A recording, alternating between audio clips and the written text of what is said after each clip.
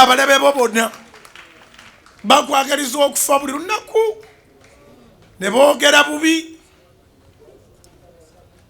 taweraliikirira.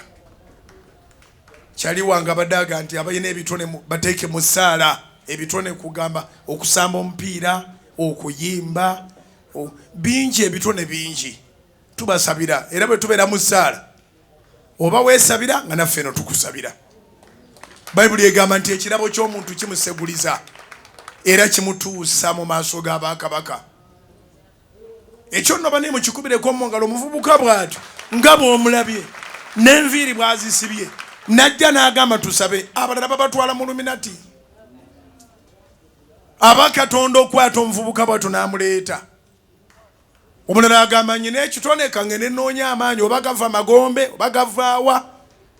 Nsabira abalina ebitone Katonda abakubire ekkubo mu linnya lya Yesu.